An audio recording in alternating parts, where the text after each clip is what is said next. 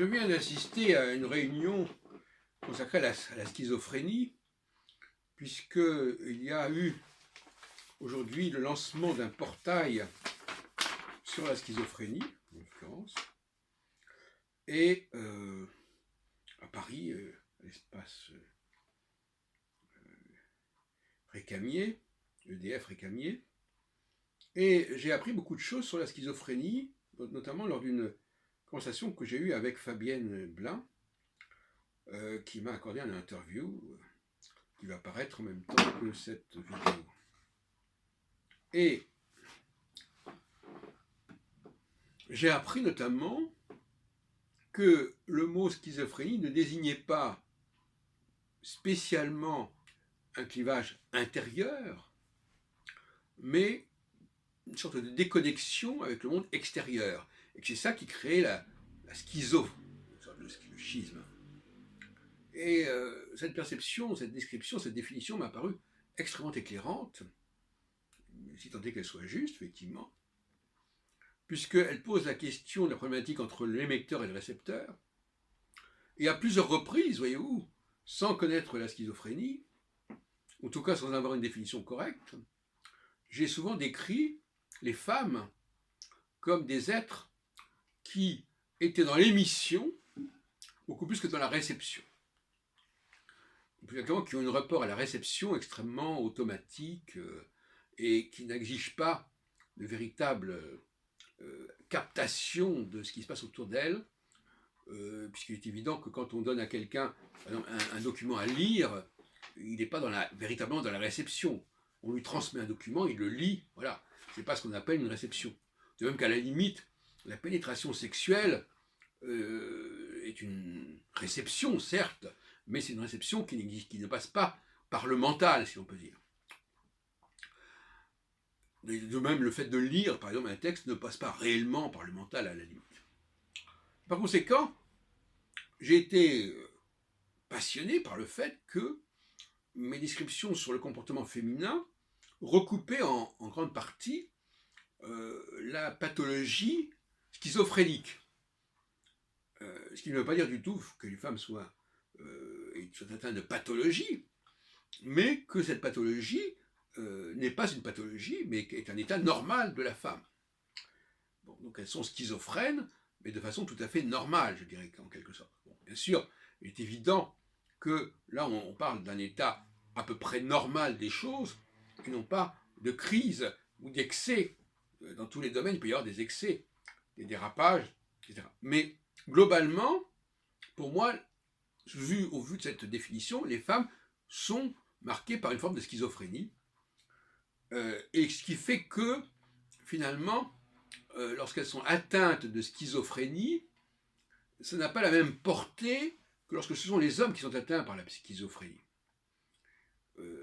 C'est-à-dire qu'en fin de compte, ça ne change pas grand-chose, disons, quelque part. Ça correspond plus ou moins à leur nature profonde. Ça peut évidemment prendre des formes tout à fait excessives, mais globalement, il est plus facile pour une femme de vivre sa schizophrénie que pour un homme. Parce que pour un homme, ça correspond à un comportement complètement atypique. Alors que pour une femme, c'est quelque chose qui relève socialement, quand elles sont entre elles, d'un comportement à peu près normal. Donc c'est pas tout à fait la même chose. Et c'est une erreur que j'ai commise de ne pas poser le problème à mon interlocutrice, de lui demander si les hommes et les femmes vivaient les choses de la même manière. Mais à partir du moment où on n'a pas une typologie cohérente de ce que c'est l'homme et la femme, il est évident qu'on ne peut pas comparer avec un modèle comme celui de la psychiatrie au regard de la schizophrénie. Mais en revanche, quand on a ce modèle, que j'avais élaboré sans aucune référence à la schizophrénie, eh bien, on ne peut pas s'empêcher de faire des rapprochements et des analogies tout à fait remarquables. Et donc autrement dit, j'avais déjà décrit un comportement schizophrénique sans savoir que c'était un comportement schizophrénique. Et donc je suis obligé de dire que, pour moi, la schizophrénie, j'avais cru comprendre que c'était une sorte de dualité intérieure, et finalement, au fond, maintenant je m'aperçois que ça ne faisait pas beaucoup sens, alors qu'il s'agit tout simplement d'une sorte de coupure entre le monde intérieur de l'individu et le monde extérieur. Et d'ailleurs, j'ai discuté lors de cette réunion donc du 3 décembre 2017 avec une personne qui s'appelait Juliette, bon, hein, et qui a reconnu qu'elle avait des problèmes d'identification des personnes qu'elle rencontrait quand elle était dans cet état. Maintenant, elle en est sortie, et qu'elle n'arrivait pas à distinguer les personnes les unes des autres. C'est tout à fait remarquable. À ce sujet, d'ailleurs, je lui ai précisé que nous sommes, cet entretien qui n'a pas été enregistré, je lui ai précisé que quand nous sommes face à une race différente, nous avons aussi une forme de schizophrénie, au sens où nous ne captons pas bien les individualités, les particularités de nos interlocuteurs. Et inversement, bien entendu, et vice-versa. Et donc le rapport avec l'étranger, la xénophobie, est lié, à mon avis, à la schizophrénie.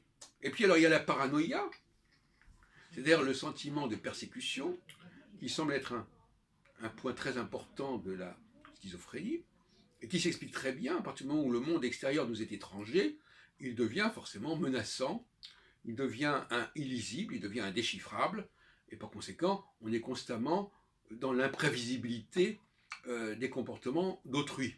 Alors que lorsqu'on n'est pas schizophrène, on arrive à savoir à peu près qui est autrui et comment tel et tel va se comporter. On n'a pas une vision globale, une sorte de population générale qui serait hostile. On dit, voilà, ben celui-ci est comme celui-ci, celui-ci est comme celui-là. Il n'y a pas de processus comme ça, paranoïaque au sens global du terme. Et d'ailleurs aussi à ce niveau-là, j'ai mieux compris aussi ce que sont entendait par la paranoïa. La paranoïa, c'est effectivement le sentiment d'une sorte de brouillard, de confusion. Le monde extérieur est quelque chose d'indéchiffrable, d'illisible, et par conséquent, je dirais que d'une certaine manière aussi, il y a un lien, donc c'est pas moi qui l'invente d'ailleurs, entre schizophrénie et paranoïa, et que les femmes seraient marquées par une forme de schizophrénie paranoïaque. Mais qui, comme je l'ai dit tout à l'heure, fait partie de leur mode de fonctionnement, et qui par conséquent doit être respecté comme tel, avec toutes les limites que ça implique. Mais quand un comportement est naturel et congénital, il n'est pas pathologique, au sens strict du terme, mais il est handicapant d'une certaine manière.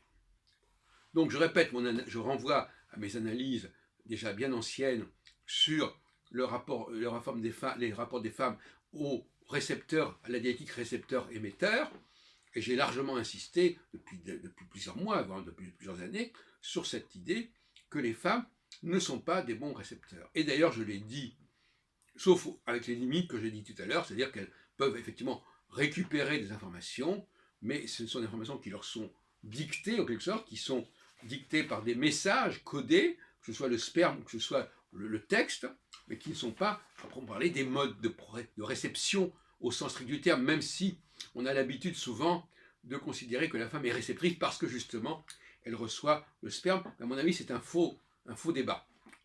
La femme n'est pas réceptrice, et donc on le voit dans l'enseignement, par exemple, où la femme va transmettre un savoir, notamment à des enfants qui n'ont pas de personnalité spécifique, qui sont une sorte de nébuleuses, et elle va leur transmettre ce savoir alors que la démarche socratique est au contraire de tenir compte de l'interlocuteur, de ce qu'il dit, de ce qu'il pense, et non pas de sortir, de déballer un discours. Et à ce propos, d'ailleurs, on a eu récemment, même ce soir, une illustration un peu hystérique de ce genre de propos, de situation, parce que tout d'un coup, les femmes sont capables de proférer des propos absolument excessifs, insultants, diffamatoires, que beaucoup d'hommes ne seraient pas capables de proférer. Et ça qui est intéressant, on dit souvent d'ailleurs qu'en fréquent, quelque part, les femmes ont une forme de courage, parce qu'elles sont capables de dire tout haut ce que les autres pensent tout bas, mais ça tient au fait qu'elles n'ont pas le garde-fou de la perception, de l'empathie avec le monde extérieur. Et par conséquent, elles sont capables de dire des choses absolument effrayantes et hallucinantes en public qui ne seraient pas, qui sont effectivement, qui sont extrêmement scandaleuses dans tous les sens du terme, et qui peuvent en effet être redoutables et même dangereuses pour le groupe en question, notamment des insultes antisémitiques, des insultes raciales, qui peuvent se déclencher lorsque la femme se met dans un état de paranoïa, voilà, on dit des choses contre moi, c'est ce qu'on appelle le comportement anti, les gens sont contre moi, les gens sont hostiles, et voilà, c'est les gens, hein, le schizophrène, il voit les gens, il ne voit pas les individualités, c'est ce qui caractérise.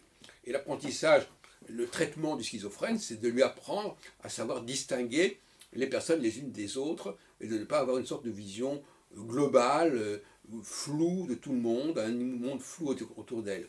C'est ce problème du flou qui existe, mais la femme a quelque part un rapport flou avec le monde extérieur, et en fin de compte, dans la relation entre l'homme et la femme, c'est l'homme qui élit la femme parce qu'il la perçoit dans sa spécificité, dans son individualité, et alors que la femme n'y parvient pas, et elle n'y parvient que parce que l'homme a cette relation spécifique avec elle.